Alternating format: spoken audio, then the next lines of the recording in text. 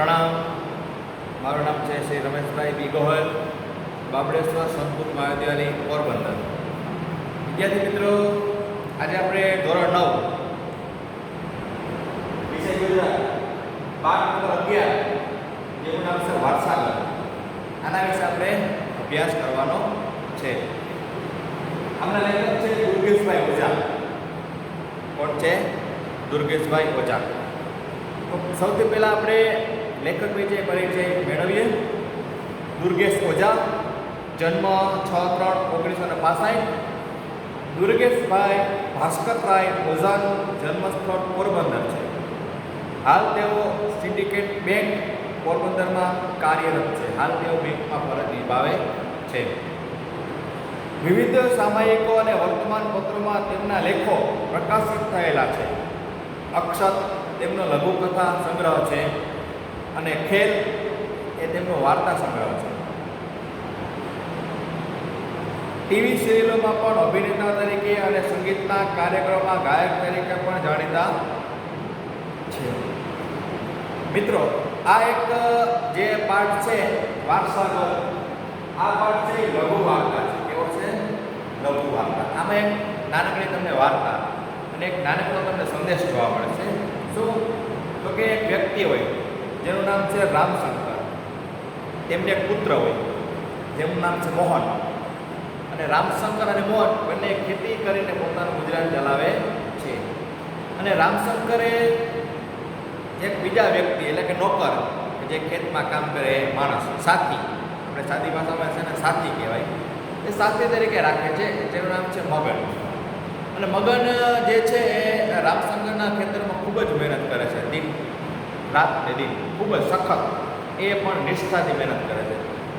જેના થકી રામશંકરના ખેતરમાં ખૂબ જ અને મબલક પાક થાય છે.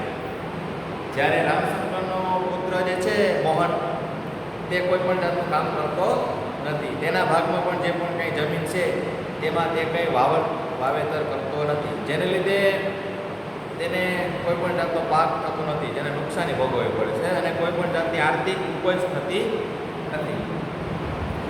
થોડા સમય પછી રામશંકર જે છે એ અવસાન પામે છે. રામશંકર જે છે અવસાન પામે છે.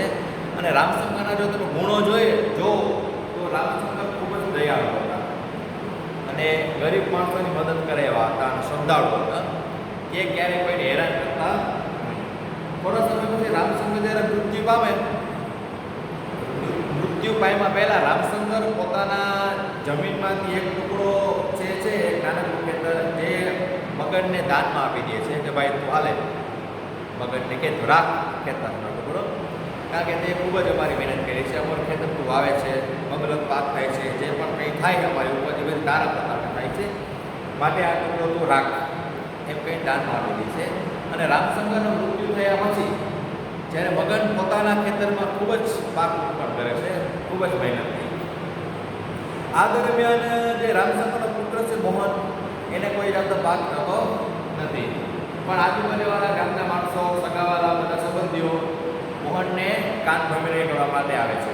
શું કરવા માટે આવે છે? કાન ભમેરણી એ ચડાવવા માટે આવે છે કે ભાઈ તારા પિતાએ તો એક જમીનનો ટુકડો મગનને દાનમાં દઈ દીધો છે અને એમાં એ ખૂબ જ સરસ મજાનો પાક લે છે, માટે તું એ જમીનનો ટુકડો પાછો લઈ લે, જેથી કરીને તારી આર્થિક સ્થિતિ સુધરી જાય. બરાબર? તારે જે અત્યારે મુશ્કેલી વેઠવી પડે એ વેઠવી પડે જોઈએ નહીં. પરંતુ જ્યારે બધા માણસો અથવા બધા સગાવાલાઓ તેમને ચડાવે છે તો મોહન તૈયાર થઈ જાય છે કે ના, મારે મગન પાસે જઈ અને એ ટુકડો પાછો મેળવવો જોઈએ. એમ કરીને મગનની પાસે જાય છે. અને આ વાર્તાની અંતમાં એક એવો ઘટસ્ફોટ થાય છે, એક એવો વળાંક લે છે, મોડ આવે છે કે જ્યારે મોહન મગન પાસે જાય છે ત્યારે તે જમીનના ટુકડા, જે જમીનનો ટુકડો આપેલો છે દાનમાં, તે માંગવાના બદલે તે એને દાનમાં આપી દે છે. કે કહે છે ભાઈ આજથી આ જમીનનો ટુકડો મારો, હું તને દસ્તાવેજમાં લખી આપું છું કે હું ક્યારેય પણ તારી પાસે આ જમીનનો ટુકડો માગીશ નહીં. આ જોઈ બધા માણસો, જે સગાવાલા હતા, બધા મિત્રો હતા, એ બધા અચંબામાં પડી જાય છે કે આ માણસે તો પોતાના પિતાના જે ગુણો હતા એ સાર્થક કરેલા છે. પિતામાં શું ગુણ હતા કે બીજાની સેવા કરવાનો આ ગુણ તેના પુત્ર મોહનમાં આવેલો છે.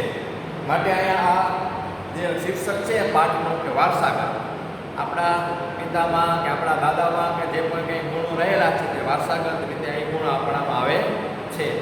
સારા ગુણ હોય કે ખરાબ ગુણ હોય, જે પણ કંઈ ગુણ હોય બરાબર, તે બધા ગુણો આપણી અંદર આવે છે. માટે અહીંયા આ શીર્ષક જે છે વારસાગત એ યોગ્ય રીતે યથાર્થ થાય છે અને યોગ્ય રીતે તેની સમજણ પડે છે. અને હંમેશા માટે જે મગનને જમીન આપેલી હતી તે મગનની જમીન હંમેશા માટે મગનને આપેલી છે. તો મિત્રો, આ તમને વાર્તાની મેં તમને સમજ આપી છે. હવે થોડોક આપણે પાઠ વાંચી અને સંભળાવવું, એના વિશે પણ થોડીક પરિચય આપવું. તો કે લઘુકથા સાહિત્ય પ્રકારમાં લાઘવ અને અંતે આવતી ચોટનું અત્યંત મહત્વ છે. આ લઘુકથામાં વારસાગત રીતે આવતા હકારાત્મક મૂલ્યની લેખકે સુંદર રીતે ગૂંથણી કરેલી છે. તો કે મગનને આપેલી જમીન પાછી પડાવી લેવા માટે મોહને તેના સગાઓ જણાવે છે અને મોહન અંતે તૈયાર થાય છે. પરંતુ અંતે એવો સ્ફોટ થાય છે કે હવે એ જમીન ખરેખર મગનને નામે કરી આપી છે. પિતા રામશંકરનો ઉદાર સ્વભાવનો વારસો મોહને જાળવ્યો એ અહીં આકર્ષક રીતે રજૂ થયેલું છે. મિત્રો, હવે આપણે પાઠનું વાંચન કરીએ. તો બધા મિત્રો, વિદ્યાર્થી મિત્રો, પાઠની અંદર ધ્યાન આપો. ધ્યાન ન સમજાય એમને પૂછો.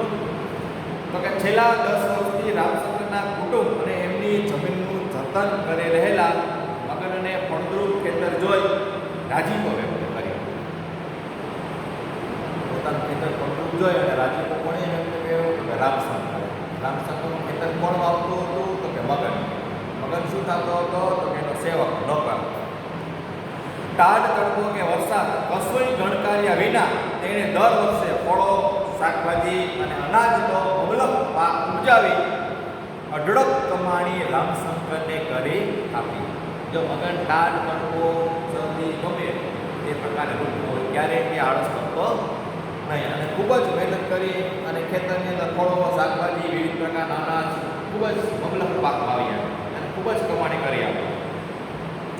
તેની આ મહેનતનો બદલો વાળવાનો શુભ વિચાર રામશંકરને આવતા એમણે જમીનનો એક કટકો મગનને કાઢી આપ્યો અને કહ્યું, મગન, આજથી આ જમીન તારી.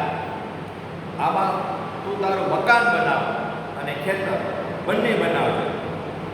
પરંતુ પાકું લખાણ થાય એ પહેલાં જ રામશંકરે દેહ છોડ્યો. એ બન્યું એવું કે મગનની જમીનમાં મબલખ પાક પાક્યો અને રામશંકરના દીકરા મોહનના ખેતરમાં પાક નિષ્ફળ ગયો. રામશંકરે કીધું કે આને આ જમીન તારું. જ્યાં સુધી પાકું લખાણ થાય, દસ્તાવેજ બને જમીનના અને મકાનના, એ દરમિયાન રામશંકર અવસાન પામ્યા. અને અંતમાં એવું બન્યું કે મગનની જમીનમાં ખૂબ જ પાક થયો અને મોહનની જમીનમાં પાક નિષ્ફળ ગયો, પાક ગળી ગયો. સ્વજનોએ સલાહ આપી, તારા બાપે આ જમીન મગનને આપી છે એ સાચું, પણ એનો પુરાવો ક્યાં છે? અને વ્યવહારુ બન. આંકડે માખો વગરનું મત છે. 4-5 આગેવાની નોની ત્યાં હાજરી હતી, પણ એને તો આપણે ફોડી લેશું. તો બીજા માણસો સલાહ દેવા માટે કે મગનની જમીને કીધી ક્યાં પાકું લખાણ કરી માંગી લેવાની પાછી, તારો હક છે જમીનનો. મગન તો હરખભેર આવકારે રહ્યો હતો. આવો આવો નાના શેઠ, તમારા પ્રતાપભાઈને તમારા બાપુની કૃપાથી આ મારી જમીનમાં તો સોનાનો સૂરજ. ત્યાં વાક્ય અધૂરું હતું, સોનાનો સૂરજ એટલે ખૂબ જ ઉત્પાદન થયું, ખૂબ જ પાક થયો. મારી જમીન એમ, આ જમીન તારી છે, એનો કોઈ આધાર, કોઈ લખાણ છે તારી પાસે? રામશંકરના બાપાના બોલ એ જ મારે મન ભગવાનનો આધાર. મોહને પૂછ્યું, તારી પાસે આધાર કે લખાણ છે જમીન તારી છે એ બાબત? તો વગેરે જવાબ આપ્યો, ના, રામશંકર જે બોલ્યા હતા એ જ મારે મને આધાર, બીજો કોઈ આધાર છે નહીં. એ ન ચાલે, આ જમીન તારી નથી. શું સમજ્યો? લે આ કાગળો એ કર સહી એટલે છેડો પાડો. એટલામાં જો મોહને કાગળનો કટકો આપ્યો સાઈન કરવા માટે કે આમાં સાઈન કર, આ જમીન તારી નથી, માટે આમાં સાઈન કરી દે એટલે હું છૂટો અને તું પણ છૂટો થઈ જા. મોહનના શબ્દો સાંભળી મગનને પગ નીચેથી જમીન સરી જતી હતી. દોસ્ત સમી જમીન દોસ્ત થતી લાગી. મગને ધ્રુજતા હાથે સહી કરી. મોહને કાગળો આંચકી લીધા અને સ્વજનો હટાશ કરી રહ્યા હતા. મોહન બોલી ઉઠ્યો, હવે કામ પૂરું. હવે તારી પાસે કોઈ સાબિતી માંગશે નહીં. તો એટલામાં મગને તે જમીનના કાગળ ઉપર સહી કરી દીધા અને મોહન ચૂપચાપ કાગળિયા પાછા પરત લઈ લીધા. અને બધા સગાવાલા આ બધું જોયા કરતા હતા. અને મોહને કીધું, હવે મારું કામ પૂરું થઈ ગયું. હવે તારી પાસે કોઈ જમીનની સાબિતી માંગશે નહીં. મૂરખ, આજથી આ જમીન કાયદેસરની તારી થઈ ગઈ. લે હાથો આ તારો દસ્તાવેજ. જો અહીંયા મોહનનું હૃદય પરિવર્તન થઈ ગયું. એની જે કાગળમાં પડાવવા માટે સહી કરી હતી તે કાગળમાં સહી કરી અને એ જમીનનો ટુકડો મગનને હંમેશા માટે આપી દીધો અને કહ્યું, લે આ તારી જમીન, આને તું સાચવ. બરાબર. તો અહીંયા એક મોહનના ગુણ ધર્મ જોવા મળે છે. વારસાગતનો, પરોપકારનો, બીજાની સેવા કરવાનો. સ્તબ્ધ સ્વજનોએ પ્રશ્નસૂચક નજર માંડી એટલે મોહને મોહની હર્ષચંદતા કહ્યું કે હું રામશંકરનો દીકરો છું. મોહને કીધું, હું કોનો દીકરો છું? તો કે રામશંકરનો. જેથી મારા પિતાના જે પણ કંઈ ગુણ છે એ ગુણ મારામાં આવે. બરાબર. મારે એનું જે કાર્ય છે એ યોગ્ય રીતે પાર પાડવું જોઈએ. મિત્રો, અહીંયા પાઠ પૂરો થઈ ગયો છે. સમાનાર્થી શબ્દો: જતન એટલે સંભાળ, રાજીપો એટલે ખુશી, મબલક એટલે પુષ્કળ, સ્તબ્ધ આશ્ચર્યચકિત, પુરાવો એટલે સાબિતી, આગેવાન એટલે નેતા. વિરુદ્ધાર્થી શબ્દો: છેલ્લું એટલે પહેલું, ફળદ્રુપ, ઉજ્જળ, અઢળક, થોડું, સંપટ, નિષ્ફળ, હાજરી, ગેરહાજરી, આધા, નિરાધા. તળપદા શબ્દો: ટાઢ એટલે કે ઠંડી. શબ્દ સમૂહ માટે એક શબ્દ: જોર જોરથી હસવું એટલે અદાસ્ય. રૂઢિપ્રયોગો: પેલું, આંકડે મત હોવું એટલે કે દુર્લભ કે કિંમતી વસ્તુ સહેલાઈથી મળે તેમ હોવું. સ્વાધ્યાય: નીચે આપેલા પ્રશ્નોના સાચો વિકલ્પ પસંદ કરી ખરાની નિશાની કરો. પેલું, મગનની મહેનતનો બદલો રામશંકરે કઈ રીતે આપ્યો? તો કે જવાબ: જમીનનો એક ટુકડો આપીને.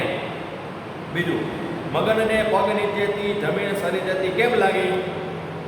તો કે જવાબ: આ જમીન તારી નથી. એવા મોહનના શબ્દો સાંભળતા જ તેના પગ નીચેથી જમીન સરકવા લાગી. ત્રીજું, હું રામશંકરનો દીકરો છું. આ વાક્યનો ભાવ નીચેનામાંથી જણાવો. આ વાક્યનો ભાવ એમ થાય છે કે મારા પિતાના વિચારો અને ખાનદાની મને વારસાગતમાં મળી છે. ચોથું, મારી જમીનમાં સોનાનો સૂરજ. વાક્યનો અર્થ શોધો. કે જમીનમાં મબલક પાક થયો છે. મિત્રો, અહીંયા આપણે આ પાઠ પૂરો થઈ ગયો છે. પ્રશ્ન જવાબ તમારે લખી લેવાના છે. હવે આપણે આવતીકાલે પાઠ નંબર 12, કેટલા પાઠમાં 12, જે કાવ્ય છે તો જાણો તેના વિશે પરિચય મેળવવાનો છે. અસ્તુ. જય શ્રી કૃષ્ણ. પ્રણામ.